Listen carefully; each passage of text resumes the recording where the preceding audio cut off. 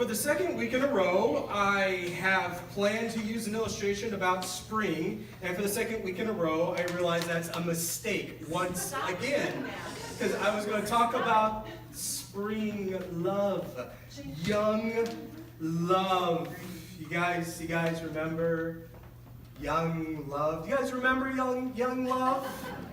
You guys remember young love? Okay. Do you remember young love? You remember how sweet and happy you were? Do your teenagers walk up and talk about how much they love this person? This person has fulfilled their every need. They couldn't find anyone like them. Doesn't young love make you sick? Doesn't it just make you ill? Now, I know I'm not being nice, but, work with me on this one. See, what's the problem with young love? When someone comes up to you and they're like, this is it. I love this person. I could love no one else. I have found true happiness and joy. What's the problem with that statement for the rest of us? Other than going behind the church and puking, what do we know about love? It's complicated. Amen. It ain't simple. We know that. I mean, there's probably some truth in there. There's probably maybe 10, 15% of love there. But for the rest, the other 80, 85%, what's propping up love? Biology is propping up their love. But once the relationship takes root and you get married and you start doing life together, you realize, love is more than just how this person makes me feel. Love is giving. Love is sacrifice. Love is kind of like push-pull. You want this, I want that. I will have to be there for you, but I don't want to. I have to support your ideas. I can't always get behind that, but, love is not simple. Love is doing the dishes for someone again and again and again. Love is remembering someone's anniversary. Love is not just how you feel. So we know, number one, love is complicated. Now, what does it mean to love a God? I mean, loving a human being is already hard. What about loving the God of the universe? Doesn't that just take complication?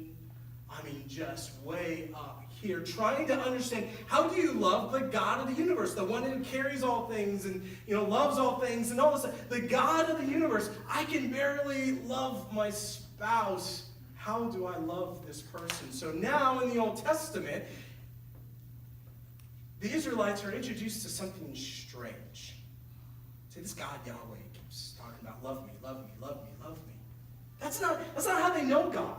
That's not how they usually perceive of the gods, the Egyptian gods, or the Babylonian gods, or whatever. When you think of them, you think of some kind of object, like some piece of wood or some kind of rock, and it's transactional. I do my thing, you do your thing. So I want you to imagine with me, if you will, that this room deodorizer is a god. Do you ever come up with an illustration, you're like, that's going to be weird, but we'll see how it goes. Imagine that this room deodorizer is a god, and you walk up to this room deodorizer and you say, "Oh, holy almighty Febreeze, your aroma is a blissful apple and cinnamon to the heavens. I have something to ask of you. I went to Home Depot the other day, and there was this nice riding lawnmower. Sweet ride. But the old ball and chain, she won't let me buy it. So, of course you'd let me buy it, I know that, honey. She won't let me buy it, so I come to you, almighty Febreeze, and I ask for the riding lawnmower." And the almighty Febreeze responds and says, "Yeah, I want to talk about that. I'd like to change the nature of our relationship." Okay. Before I do all that for you, I'm just going to ask of something. Go on. Can you love me? What? And can I love you? What? See, I told you this is going to be weird. can I love you? Can we have a love relationship? So you think about it, you consider it, you ponder, and you close the Febreeze, and you put it aside. Why? Other than Febreeze just talk to you, why, when you walk up to God and you say, I want something, and he says, I want a love relationship, you do this? Why do we do that? Why do I do that? Why would I prefer to have a transactional relationship where I just come up and I say, what do you want? What sacrifices, a lamb, sprig of parsley, whatever, to get my riding lawnmower? And God says, actually, what I want from this is a love relationship. And we say, I'm not really interested in that. See, God's going to sweep into Egypt. He's going to pull these people out. They're going to be used to the gods of Egypt and how they roll and how they act. He's going to take them to a new land, and they're going to be like, okay, what do I need to do to get what I want? And God is going to present this law, but this law is actually a love relationship in disguise. And the Israelites are not going to know what to do with this. It's not going to make sense to them. It doesn't make sense to me, and I assume for most of us, it doesn't make sense to you. It's easier to think about a God that you walk up, you say, what do you need from me so I can get what I want? You get what you want, and you move on. So turn with me as we continue our journey through Exodus, through the book of Exodus, and we'll turn today to chapter 19. What's happening here in chapter 19 is they are preparing themselves. God is preparing to present the law. For the law, for Israel, this is going to be everything. Everything is going to center around God's command to Israel. Their relationship is going to hinge on the law. Now, we're going to do a little hopscotch because I want to jump ahead a little bit. We're usually linear when we work through the verses, but I want to jump ahead and I want to point to something even before we get to God bringing up the law. After he brings up the law and he brings up, his conditions, he will say to them, okay, if you do all these things, if you have this relationship with me, I'm going to give you these things. This will be the end result of a relationship with me according to what we find in the law. So we're going to jump ahead to verse 5.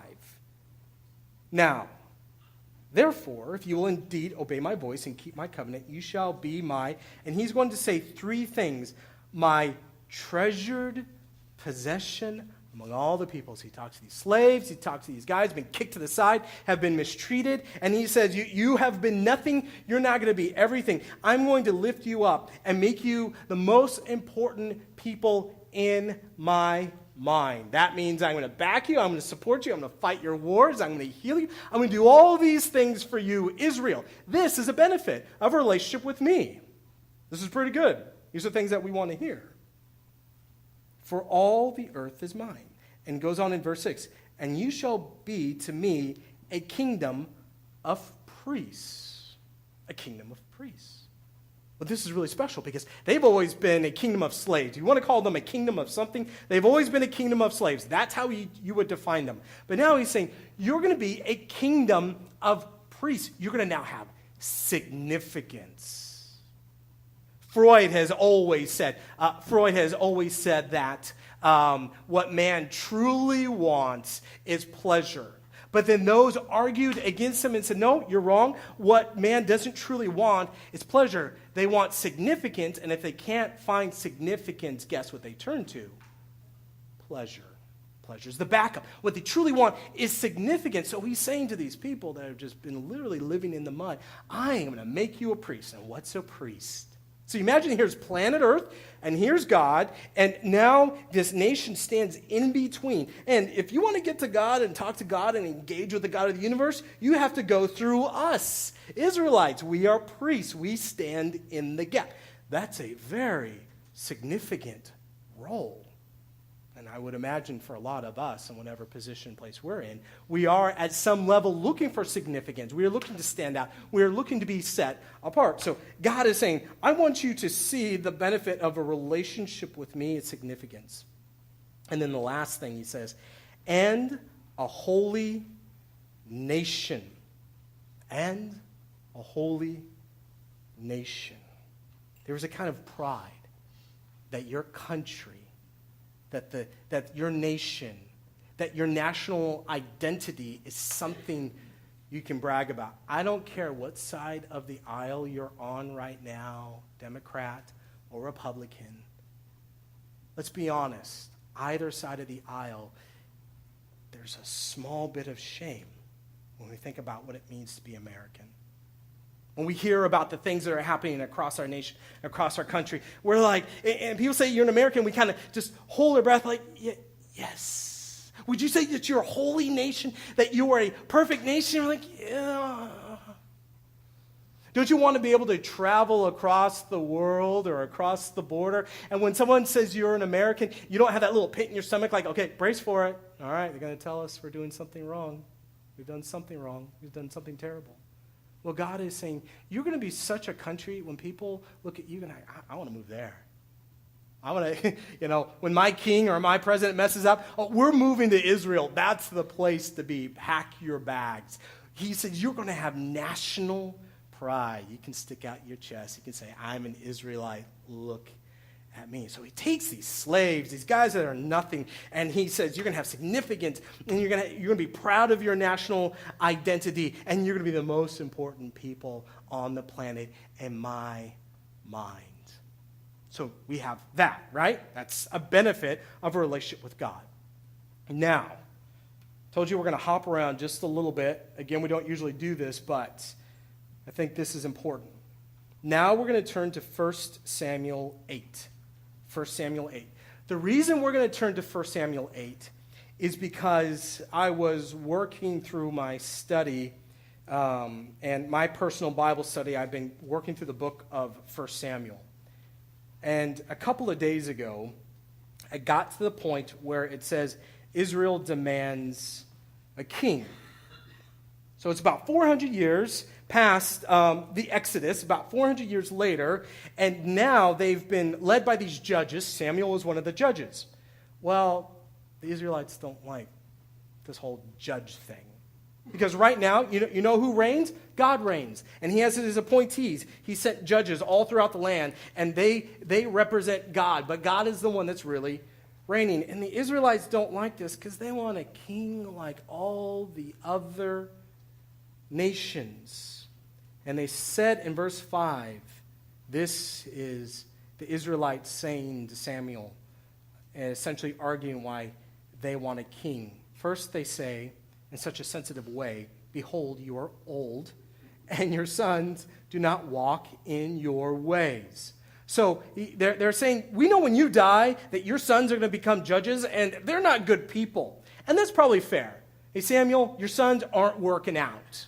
But now they use this as an excuse. Now appoint for us a king to judge us like all the nations. But the thing displeased Samuel when they said, give us a king to judge us. And Samuel prayed to the Lord, and the Lord said to Samuel, obey the voice of the people in all that they say to you, for they have not rejected you, but they have rejected me from being king over them. So God knows their hearts. This isn't about Samuel.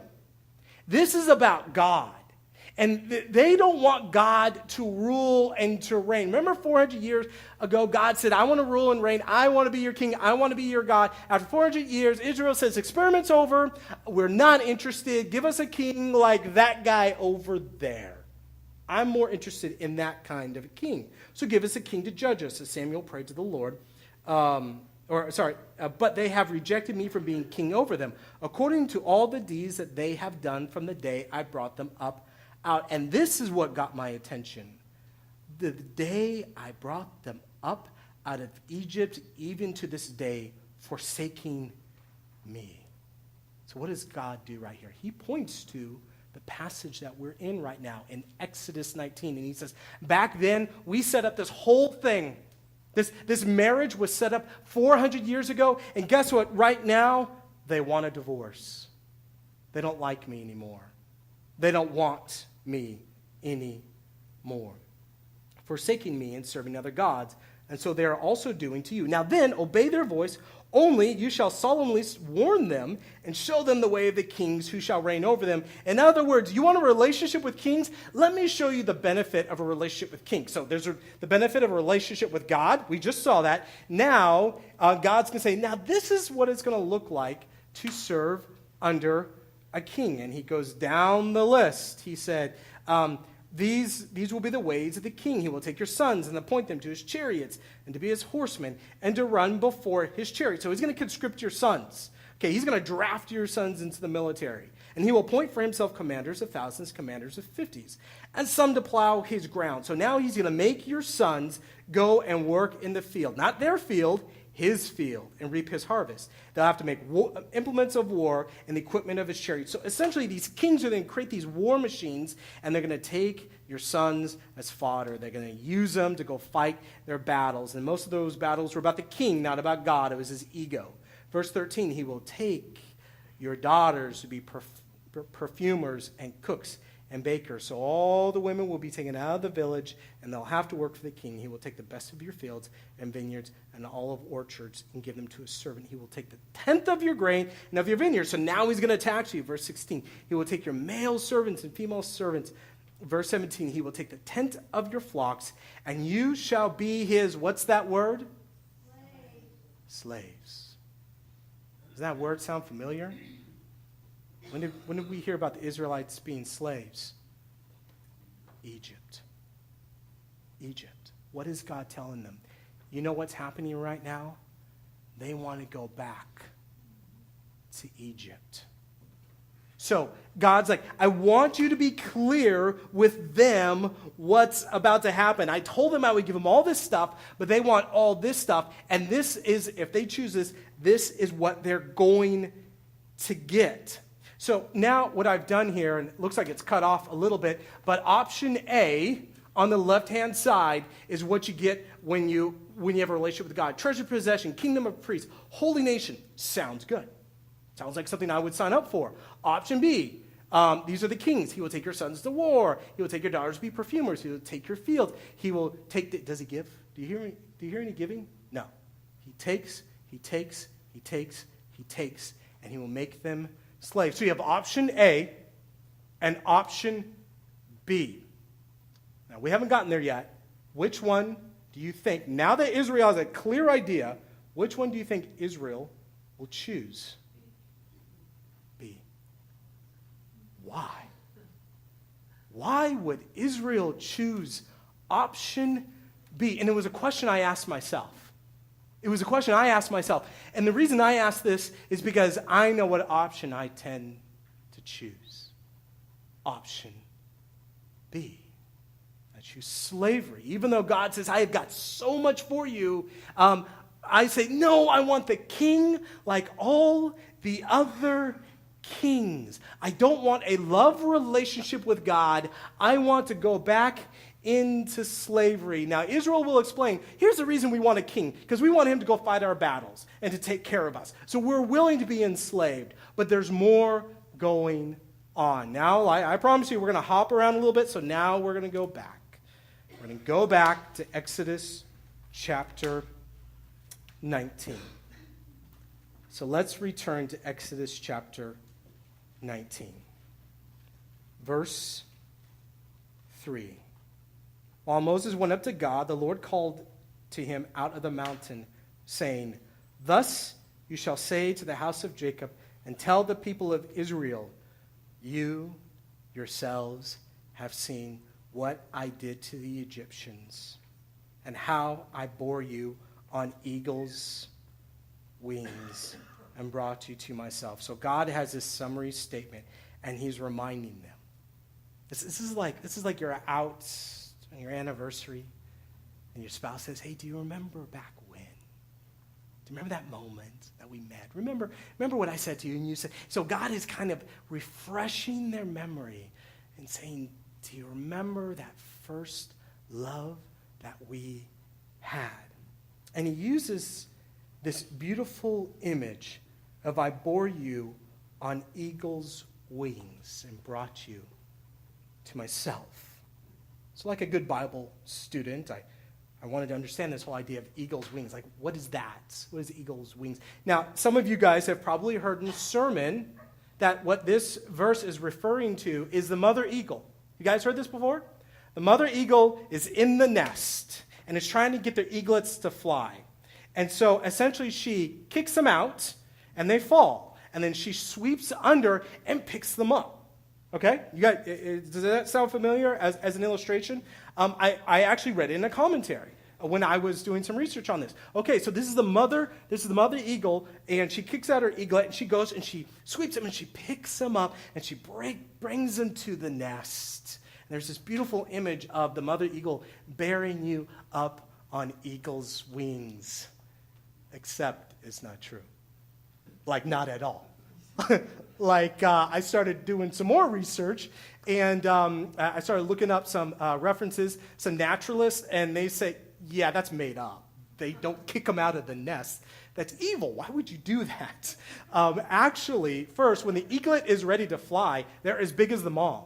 So if the mother kicks the eaglet out of the nest, and the mother goes and tries to pick him up, the teenager is going to squash him. So that doesn't work.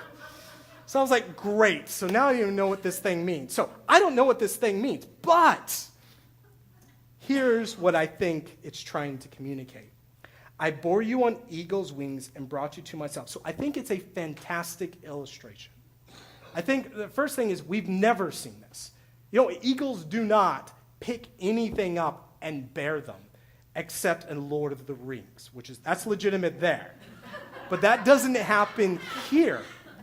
So what God is saying, he's giving them this fantastic image of this great eagle lifting them up out of Egypt. It's something you've never seen before, and you'll never see again. That is how special and how set apart you are. And I think some of us have experienced this moment of, this never happens. God never comes in and saves me and helps me and protects me. What does the God do? Take. What do the kings do? Take. But this God comes and does something we've never seen before, and it's like an eagle lifting you up. The last couple of weeks, I've gotten, I think it was not last Monday, but the Monday before, I believe.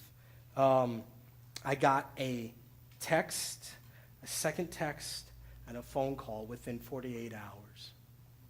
One person told me, my dad is showing signs of mini strokes. Another person told me the next day, in the middle of the night, my mom was throwing up blood. And then that same person later on that night had to take their son to the ER because he was having severe asthma attacks and would die if they didn't take him to the hospital.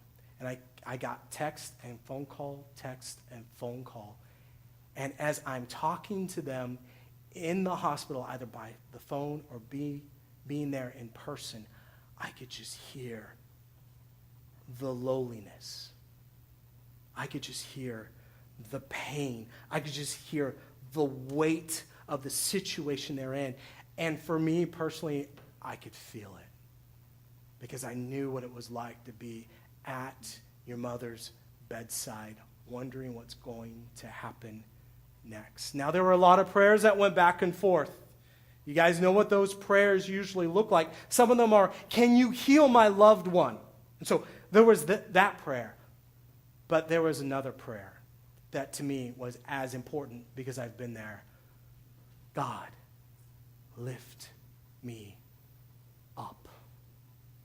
How many for you have been in a situation, yes, heal or fix, but you know what I could really use right now? Lift me up because I can't stand this anymore.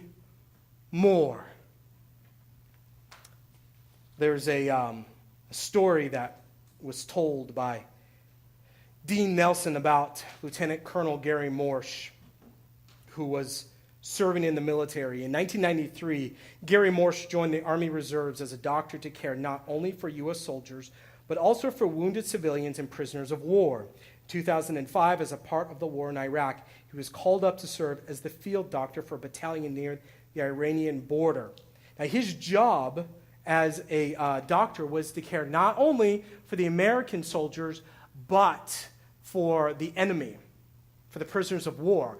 And he describes at this one point, he's like, I can understand taking care of the American soldiers, but why do I have to take care of these guys?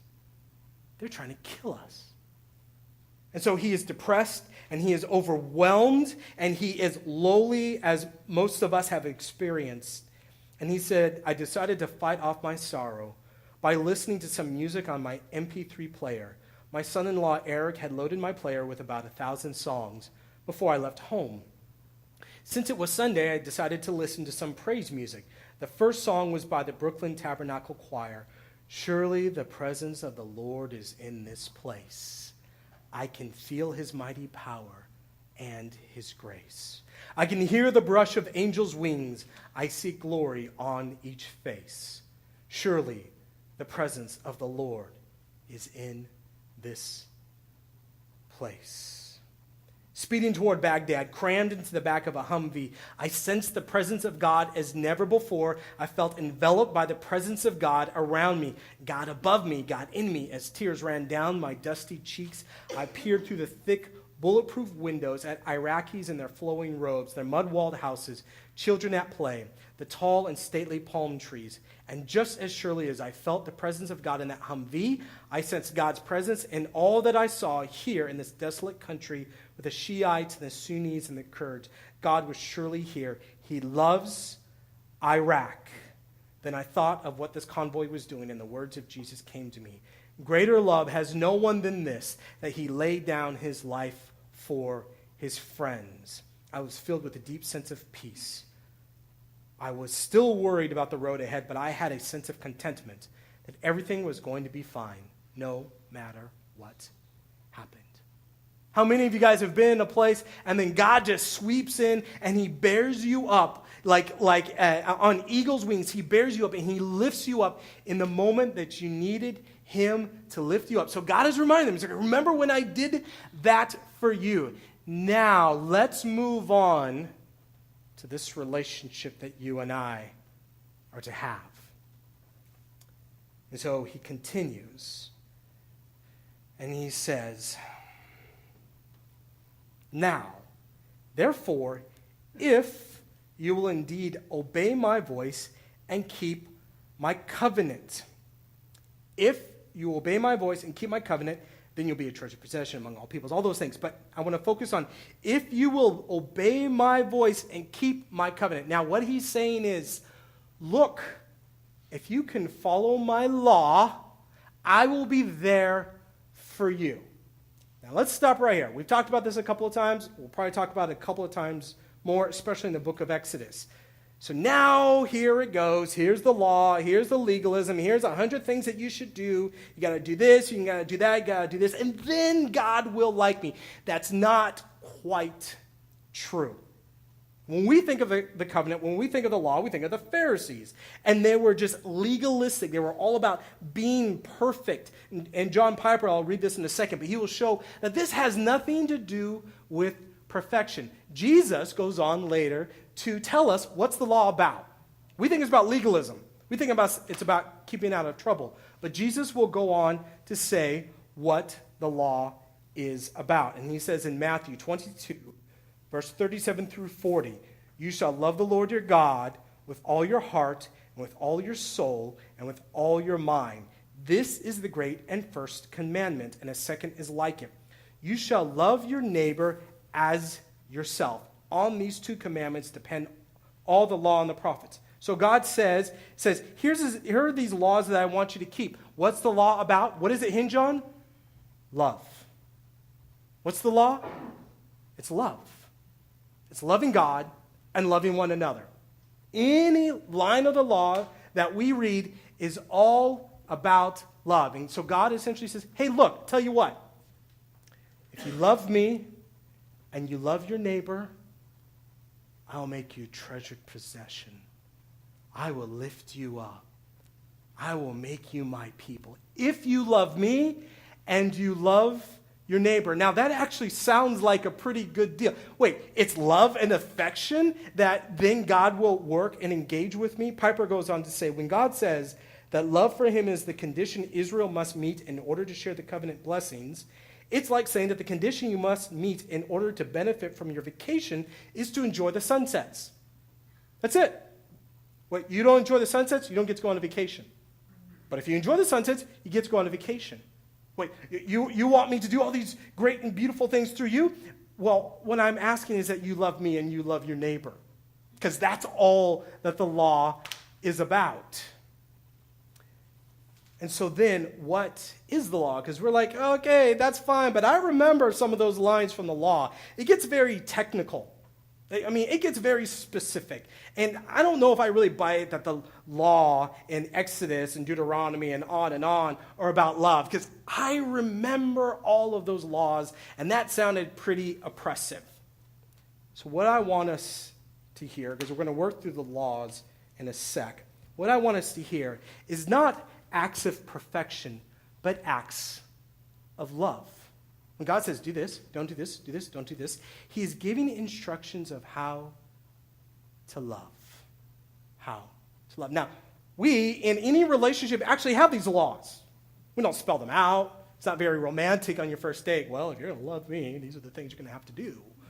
But 5, 10, 15 years in a marriage relationship, there are a few rules that are laid down. And you usually don't have to spell them out. Sometimes you do. But if your spouse says to you, looks you dead in the eye and says, I'm trying not to look anyone dead in the eye right now. Look at Jenny. I'll look at Jenny. I love you. She says, that's great, thank you. And then it's not the case for her. But I walk over, and her mother is in ashes. She's passed away, is in this urn. And I look at her again, and I say, I love you. And then I throw down her urn, and the ashes spread everywhere. She would say, wait a second. You just said you loved me. That's not an act of love. How dare you question my love? I love you. And I start stomping on the ashes. Now, this is sacrilegious. This is terrible. Your spouse walks up to you and says, I love you. Oh, thank you. You love me. And then they take your puppy that you just bought and take him to the nearest cliff. And you're like, that is not, I know, gosh, I got dark there. That is not an act of love.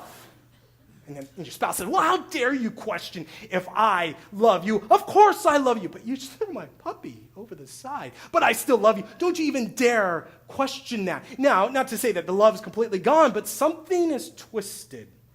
Something done broke. And I want to get very serious here. If someone is in a relationship and there's physical abuse going on, and then after an incident, they say, but I still love you. You are allowed to say, I'm not sure if that's true. I'm not sure if this is true love. So what do we know? That love has actions. There are acts of love, and there are acts of hate. Now, you can have conversations where you say, that wasn't very loving, and you can come back around and say, okay, I will stop doing that because I want to express my love. So now God is going to give them a list of ways that we can express love to him. So consider these words. If you love me, then you will believe that I am one, that I'm complete in unity. Deuteronomy 6:4. If you love me, then you will not wrong anyone in speech. You will not throw anyone under the bus. Leviticus 25:17. You will not throw anyone under the bus. Why? Because I love that person. And when you tear that person down, then you do not love me. That's one of my own. That's my child. If you love me, then you will not make stuff up in Leviticus 19:16. And if you love me, then you will not cherish hatred in one's heart. And if you love me, you'll leave the unreaped corner of the field or orchard for the poor. Leviticus 19:9. And what this means is that they would go with these sickles and they would cut the wheat. And then they would gather it. Well, if you go with a sickle and it's a it's square field, you miss the edges. And so then the poor could come and they can glean the little bits of edges. And God said, that poor person is my child. And I want that child to eat. And if you love me, you will let them take the little bits of wheat from the edges. And if you love me and you're picking up the wheat and the little bits fall down, you're to allow them to pick up the little, don't get every little piece of wheat because you don't want those poor people to have anything. If you love me, you will make sure you take care of the poor. If you love me, you will take care of the strangers that come into your country. There are several references. He goes on and on and on, but it all comes back to one word. And what word is that? love. Go through the commandments and go through the commandments with that filter. The commandments were always about loving God and loving one another. And if you love me and you love your neighbor, then I will lift you up and you will be a possession and you will be all these things. So now we come back to the Israelites and they say, we got option A. If I love God and love my neighbor, he's going to do all these amazing things. Or option B, we've got this king who will enslave us. Which one am I going to pick? I'm going to pick option B. Why do I pick option B? Because option B is easier. Option B does not take love. And this is what God said to me in a powerful way yesterday. By the way, the last couple of days, so sometimes I prepare a sermon, and I run up here. I just can't wait to preach. Sometimes I prepare a sermon, and I want to run to the state border because something God's trying to do in my heart, and I don't want to deal with it, and I don't want to face it. And so usually I'm done by Thursday or Friday because I'm really excited. I want to get the sermon out. Saturday morning, I called Jenny, and I said, I am not done because I don't know what God is saying, not just in general to Cornerstone, but to me. And then I got it. I don't want to have a love relationship with God because it's too hard. Look, if I drive over my neighbor's ox, then I want to think that God's mad at me, and then I will just go and pay for the ox, and that's it. And we're done. That's a transactional relationship. I offer sprigs of parsley or whatever, or my lamb and sacrifice, and then we're done. We're good. I don't want to drive over my neighbor's ox and then go and give him another ox because that is what God wants from a loving relationship. Love is way too complicated. You have to feel things. I don't want to feel things.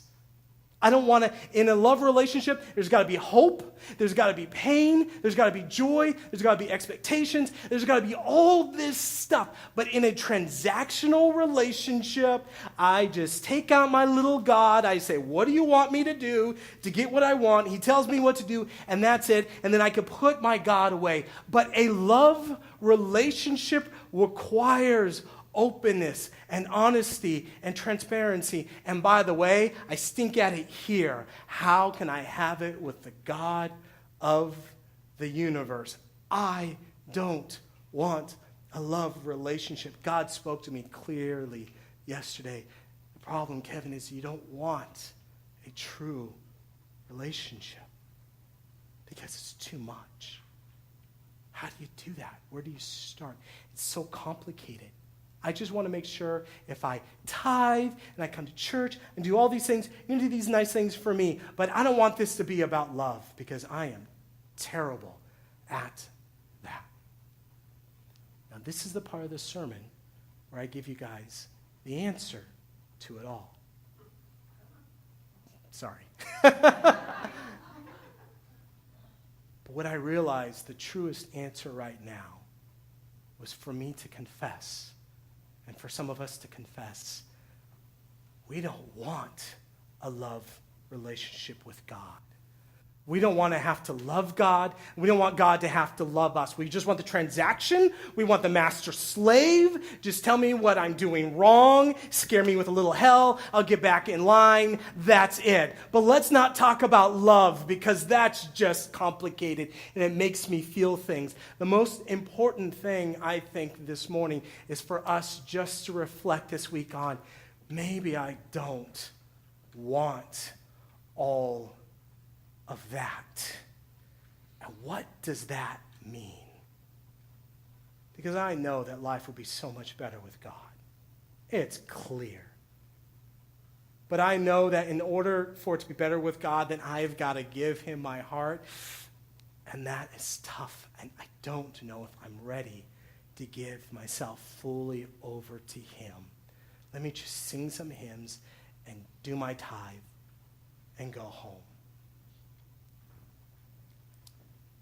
But to leave you with an idea, it's not an answer, It's an idea.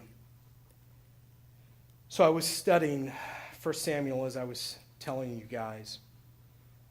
And I was there in chapter 8, and this is the Bible I usually study with. And it's got some nice margins so I can write things in the side. And as I'm reading this grabbed my heart. God is explaining in verse 7. And I hear this woefulness, and I hear this pain. He says, obey the voice of the people in all that they say to you. For they have not been people in all that, or for they have not rejected you, but they have rejected me from being king over them. They have not rejected you, Samuel. They've rejected me. Now, God says they've rejected me. But does the Bible end here? Is it that skinny? It'd be nice sometimes, right? A little skinny. But no. What's left? All this. Why? What I wrote in the margins is the beginning of their relationship started in rejection, but he loved them anyway. They wanted this transactional relationship. They just want to play their part. God plays their part. God wants a loving relationship. They say no, but he sticks it out anyway. Why? Because he first loved us. He poured his love into us. And it is that love that overflows that we can then return to him. As it's said in 1 John 4:19, we love because he first loved us. God will wait. You may want one kind of relationship with him, an easy relationship, a relationship that doesn't take your heart, a relationship that doesn't take love, a relationship that doesn't take who you are. You want to just play your part, but it doesn't matter. He will wait because he first loved us. It starts with him. He will wait for you.